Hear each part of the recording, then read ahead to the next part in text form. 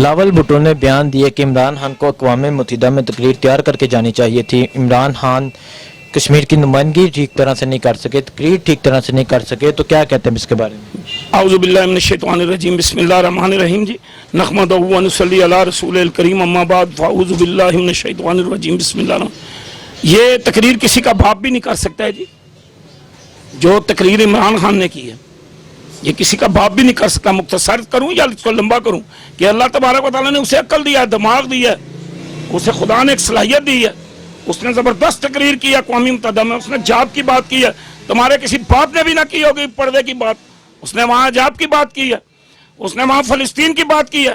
آج دن تک میں نے کوئی لیڈر نہیں دیکھا، وہ کیا نام ہے، ایک تھے اپنا وہ رومال صاحب باندھتے تھے جنرل ضیاء الحق کے دور میں، ان کے علاوہ تو میں نے نہیں کسی کو دیکھا فلسطین کی بات کرتے ہوئے، میں نے تو نہیں کسی کو دیکھا کہ کشمیر کے متعلق اس طرح پوری ڈیٹیل سمجھائے، میں نے کسی کو نہیں دیکھا کہ 9/11 کا واقعہ اس نے پوری تفصیل سے بیان کیا ہو۔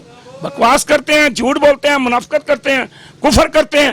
اللہ اور اللہ کے نبی کا اس نے کلمہ پڑھا ہے، اس نے حق کا کلمہ وہاں پڑھا جی، اقوام متحدہ کے اندر کسی کی جرت نہیں تھی، اس نے وہاں لا الہ الا اللہ محمد رسول اللہ کا ورد کیا ہے جی، لوگوں کو بتایا کہ اللہ اور اللہ کا اللہ جو وعدہ لا شریک ہے اور اللہ کے نبی حضرت محمد صلی اللہ علیہ وسلم آخری نبی ہیں، آپ ہمارے نبی کے خلاف کوئی بات کرتے ہیں تو ہمارے سینے جلتے ہیں، ہمارے دل جلتے ہیں، ہمیں تکلیف ہوتی ہے۔ تو یہ تو بات کسی کے باپ نے بھی نہیں کی، یہ تو اللہ نے عمران خان کو توفیق دی تھی، عمران خان کو ہمت دی تھی، اللہ نے اس کو جرأت دی تھی، اللہ نے اس سے کام لیا ہے۔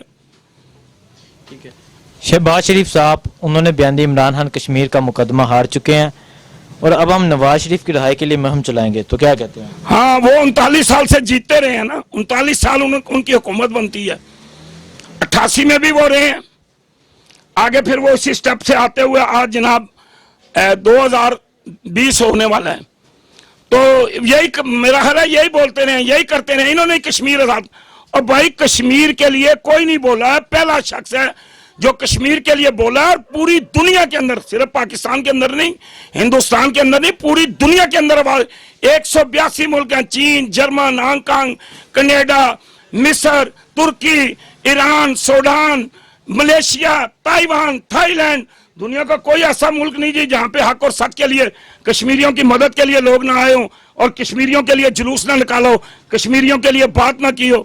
یہ تو بڑے افسوس کی بات ہے، ان کے عقلوں پہ پردے پڑے ہوئے ہیں، ان کے دماغوں پہ پردے پڑے ہیں، انہیں سمجھ ہی نہیں آتی، انہیں عقل ہی نہیں ہے۔ ٹھیک ہے، اور یہ کہہ رہے ہیں ہم نواز شریف کی رہائی کے لیے مہم چلائیں گے۔ دیکھیں گے، نواز شریف اگر کسی جہاد پہ گیا، کسی وہاں پہ پھنس گیا انڈیا میں، تو ہم اس کے ساتھ جہاد کریں جی، جہاد کے لیے باہر نکلیں۔ وہ بھائی وہ پیسوں کے چکر میں پھنسا ہوا، پیسے دے اپنے ابا لے جائے، پیسہ دے اپنے بھائی جان لے جائیں، بھائی قوم کا پیسہ ہے، اس ملک کا پیسہ ہے، اس عوام کا پیسہ ہے، اس قوم کا پیسہ ہے، ان بچوں کا پیسہ ہے، ہماری آنے والی نسلوں کا پیسہ ہے، ہم غربت میں مارے جا رہے ہیں، اس کے کھائٹا اس منزل محل لندن میں ہے، وہ کامہ نکال کے دکھاتا ہے جی، یہ دیکھیں جی یہ میرا کامہ ہے جی، میں بیٹے کے پاس نوکری کر رہا ہوں جی، اور بھائی بچے پیدا ہوئے 85 میں اور 90 میں انہوں نے کوٹھیاں خرید لی ہیں، ہمارے بچے ایسے نہیں کر سکے، ہمارے بچے اتنے امیر نہیں ہو سکے، ہمارے بچے اتنے پروان نہیں چڑھ سکے، اس کے 10 سال کے بچوں نے اتنا پیسہ کما لیا۔ پیسہ قوم کا ہے، پیسہ اس ملک کا ہے، پیسہ اس عوام کا ہے، قومی خزانے میں جمع کرائیں۔ عمران خان کو غلط تو نہیں کہہ رہے، وہ تو نہیں کہہ رہا کہ آپ مجھے دیں، وہ تو کہہ رہے قومی خزانے میں جمع کروائیں۔ ٹھیک ہے، اور یہ کہہ رہے ہیں کہ ہم ایسا احتجاج کریں گے، تحریک یاد رکھے گی اور ہم مولانا فضل الرحمان کے ساتھ مل کے حکومت کی راہ کے واپس آئیں گے۔ اور یہ اللہ نے انہیں توفیق ہی نہیں دینی، یہ پہلے آئیں گے نا، یہ دیکھیں میں آپ کو ایک پیشن گوئی بتا رہا ہوں، میں کچھ اللہ نے مجھے نوازا ہوا اپنی رحمت کے صدقے، تو میں نے بتا دوں کہ ابھی ڈینگی مچھر ہے، یہ آج سے 4 سال پہلے کی رپورٹ آئی تھی کہ بھائی آئندہ کے بعد یہ ڈینگی مچھر زیادہ ہو جائے گا، یہ ان کے دور میں ڈینگی مچھر ہے، اللہ کی طرف سے کوئی مصیبت ہے، کوئی آفت ہے، کوئی اللہ امتحان لے رہا ہے اپنے بندوں سے، تو ان کے یہ ہمیں بتایا گیا تھا کہ 3-4 سال کے بعد یہ ڈینگی بہت پھیل جائے گا، اور یہ اگر اس کا کنٹرول نہ کیا گیا تو یہ بہت آگے چلا جائے۔ اور بھائی جن دنوں میں اکتوبر میں انہوں نے وہ لگانا ہے نا ڈی چوک میں میلہ، اپنا دھرنا دینا ہے، ان دنوں میں ڈینگی مچھر اور پھیلا ہوگا، اور انہوں نے تاریخ اور آگے لے جانی ہے، جب یہ اور آگے لے جائیں گے تو سردی آ جائے گی، جب سردی آ جائے گی تو یہ تو گرم بستروں میں، شنیل کے گدوں میں اور شنیل کی رضائیوں میں اور فوم کے گدوں میں یہ بیٹھنے والی لیڈر ہیں، یہ کہاں یہاں جناب باہر کی گرمی یا دھوپ یا ٹھنڈ یا برف یا رات گزار سکیں گے؟ وہ عمران خان ہی تھا جسے اللہ نے ہمت دی تھی، توفیق دی تھی۔ وہ بچپن سے، اصل میں یہ ہوتا ہے، میں نے بچپن میں فٹ پاتھوں پہ سویا ہوں، नवाज शरीफ फुटपाथों पे नहीं सोया। मैंने बचपन में जूठे खाने खाए हुए हैं, इसने जूठे खाने नहीं खाए हुए हैं। अब ये सोने का चमचा लेके पैदा हुए हैं, ये अमीर लोग हैं, ये अरबोपति हैं, ये करोड़पति हैं। इन्हें क्या पता कि रिक्शा चलाने वाले की जिंदगी कैसे गुजरती है, वो नस्वार बेचने वाले की जिंदगी कैसे गुजरती है, वो सड़कों पे सोने वाले की जिंदगी कैसे गुजरती है, वो लकड़ियां काट काट के बेचने वाले की जिंदगी कैसे गुजरती है, वो तंदूर पे रोटियां लगाने वाले की जिंदगी कैसे गुजरती है। इन्हें तो पता ही नहीं है, ये तो सोने का चमचा लेके पैदा हुए हैं। ये तो न ठंड बर्दाश्त कर सकते हैं, न गर्मी बर्दाश्त कर, वो हम ही हैं इंशाअल्लाह ताला। और वो इमरान खान ने वो ठुडे खाए हुए हैं, वो फुटबॉलें खेला हुआ, वो हॉकी खेला हुआ है, वो मैच खेला हुआ है, वो दूसरे मुल्कों में जाके ठंडे और गर्मों में होके आया हुआ है, वो बर्दाश्त कर सकता था। उसके साथ जो टीम थी वो भी बर्दाश्त करने वाली थी, इनके साथ बर्दाश्त नहीं करने वाली। ये इंशाअल्लाह ताला 1 या 2 दिन तक है, मेरा अल्लाह ने जो मुझे अक्ल दिया हुआ है मैं पेशन गोई करूँ, ये इसी तरह होगा इंशाअल्लाह। ये डेटें देते जाएंगे, आगे बढ़ाते जाएंगे, सर्दी आती जाएगी, फिर गर्मी आ जाएगी, फिर ये कहेंगे चलें जी कोई और समझौता करते हैं। ठीक है, इमरान खान ने अमेरिका से वापसी आते ही ऐलान किया है जो मेरी काबीना में काम नहीं करेगा वो गाड़ जाएगा, और अब वफाकी वजीर जो है और कुछ तब्दील हो रहे हैं, तो क्या कहते हैं? सर जी ये बहुत अच्छी बात है। जो नकम्मा है, नखट्टू है, मुफ्त की रोटियां खा रहा है, मुफ्त के पेड़े फाड़ रहा है, मुफ्त की मालशें करा रहा है, मुफ्त की प्रोटोकॉल रह रहा है, उसकी जरूरत ही नहीं है।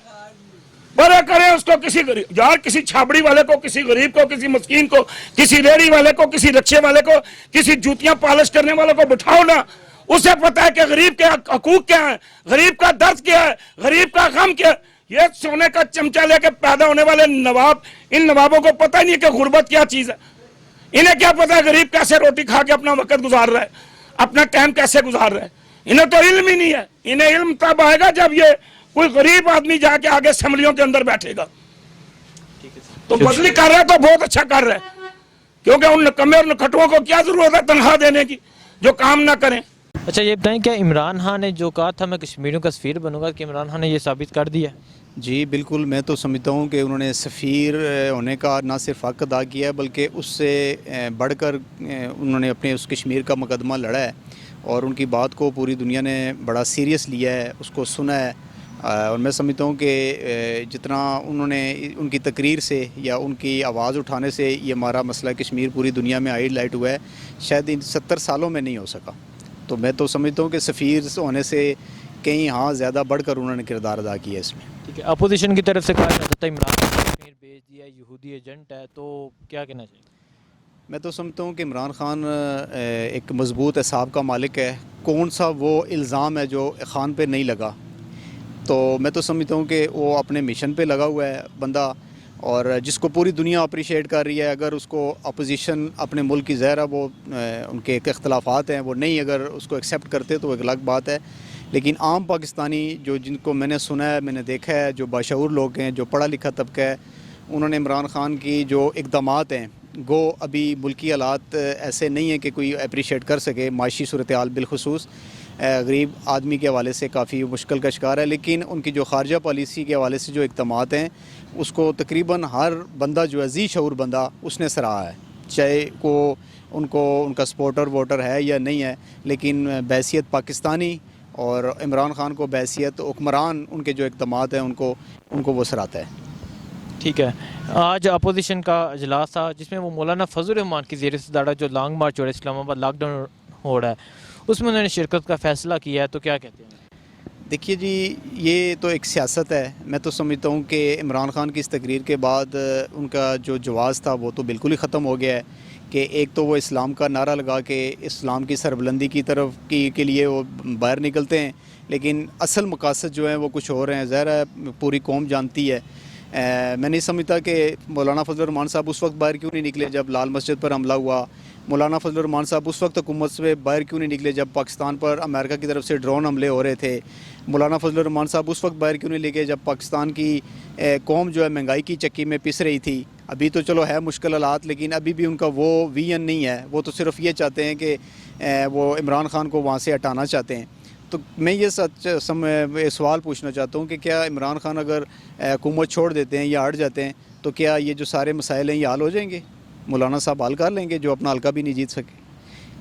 ठीक है, मरीम नवाज़ ने आज पेशी के दौरान बयान दिया है मुझसे सियासी इंतकाम लिया जा रहा है, तो क्या कहना चाहते हैं? देखिए जी, मैं तो एक चीज़ ये समझता हूँ कि अल्लाह ताला जो है वो बेहतर फ़ैसले करने वाला है। अगर मैं किसी के साथ ज़्यादती करूँगा तो मेरे साथ ज़्यादती होगी।